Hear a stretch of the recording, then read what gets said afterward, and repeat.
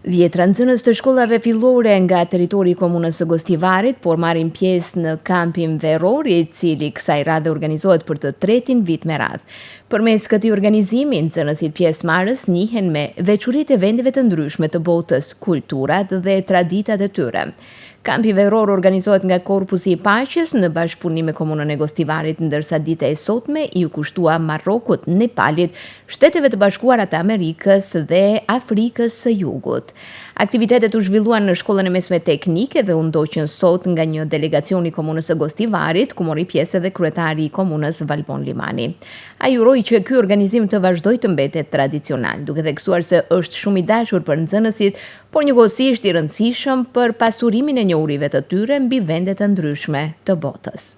Nxënësit e shkollave fillore njoftohen me informata të reja në lidhje me shtete të caktuara, ashtu si që më treguan këtë vit kanë mësuar diçka më tepër për Marokon, për Nepalin, për Shtetet e Bashkuara të Amerikës, Afrikën e Jugut, dhe është një aktivitet i shumë pritur nga nxënësit tanë, patjetër tuti përmendi dhe që falenderoj të gjithë mësimdhënësve të komunës së Gostivarit, të cilat janë pjesë të këtij kampi veror, dhe shpresoj se ky bashkëpunim me Peace Corpsin do të vazhdon dhe ky kamp veror do të mbetet tradicional.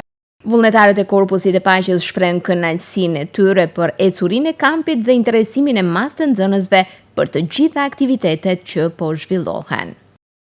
We have been working with elementary school kids, primary school kids for 4th, 5th and 6th grade.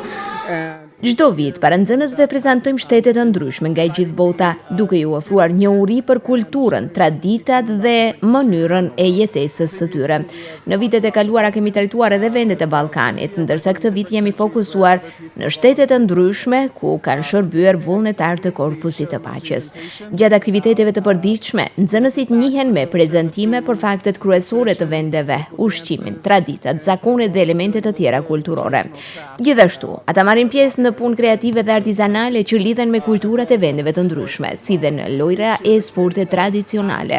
Çdo vit kemi parë një interes të madh nga ne fëmijëve, si dhe një vlerësim pozitiv nga prindërit. Shumë prej nxënësve rikthehen në kamp nga viti në vit, gjë që na bën shumë të lumtur dhe na motivon të vazhdojmë këtë aktivitet edhe në të ardhmen, u shpreh një nga anëtarët e Korpusit të Paqes.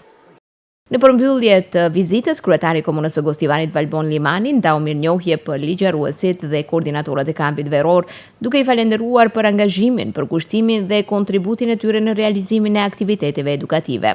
Ai vlerësoi bashkëpunimin e suksesshëm me Korpusin e Paqes, duke theksuar se iniciativat e tilla ju ofrojnë nxënësve mundësi të njihen me kultura të ndryshme, të zhvillojnë aftësi të reja dhe të ndërtojnë ura miqësie e mirëkuptimi ndërkulturor.